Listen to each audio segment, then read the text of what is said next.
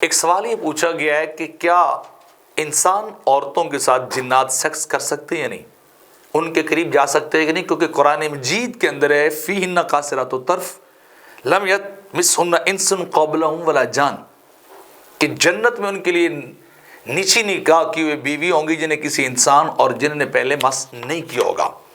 تو یہ ایک عمومی طور پہ بڑا سوال پوچھا بھی جاتا ہے اور لوگ بات بھی کرتے ہیں کہ بتائیے جی، یا بعض کا عورتیں بھی بیان کرتی ہیں کہ ہمیں ایسی سیکس کی کیفیت بعض کا طاری ہو جاتی جہاں ہمارا کوئی بس بھی نہیں چلتا۔ میری زندگی میں بھی ایک بار ایسے ایک عورت نے بیان کیا تھا اور اس نے یہ کلیم کیا تھا کہ میرے ساتھ جو جن ہے میرے جسم پہ چمٹا ہوا وہ میرے ساتھ سیکس کرتا ہے۔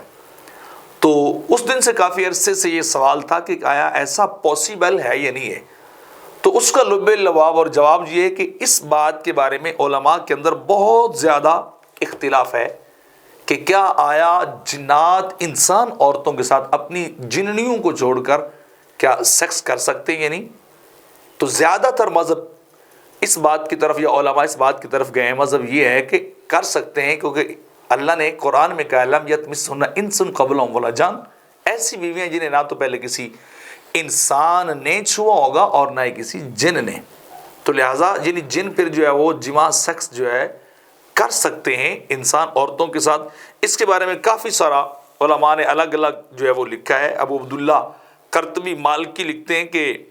اس میں یہ دلیل ہے اس آیت کی تفسیر کے اندر کہ جس طرح جن بھی عورتوں کے ساتھ انسانوں کی طرح ہی جماع کرتے ہیں اور وہ جنت میں بھی داخل ہوں گے۔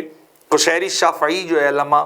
قشیری رحمۃ اللہ تعالی علیہ وہ لکھتے ہیں اس کے بعد کہ نہیں، ایسا نہیں ہوتا کہ جن آدم کی بیٹیوں سے سیکس نہیں کرتے،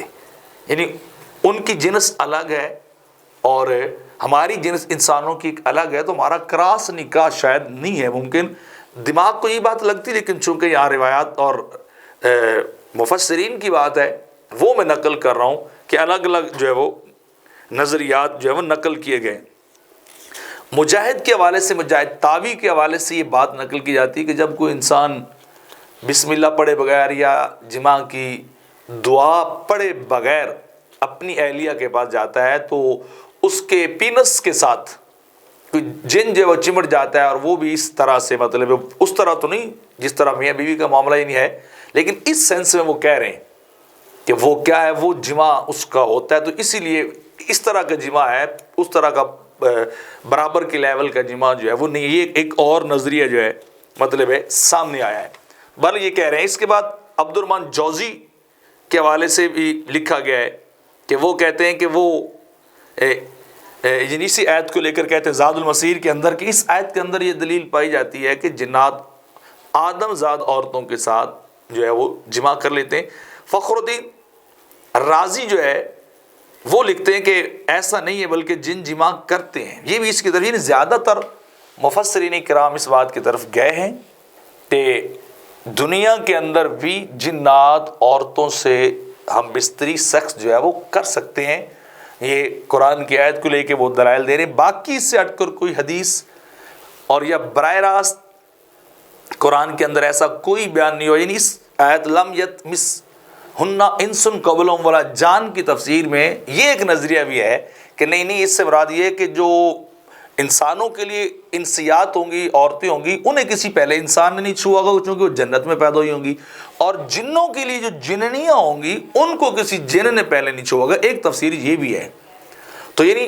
مختلف تفاسیر ہیں، مختلف اپنے اپنے نظریات ہیں، لیکن اس کے اندر کوئی اس طرح کی واضح طور پر آیت کریمہ نہیں ہے، آیت نہیں ہے، واضح طور پہ کوئی حدیث بھی نہیں پائی جاتی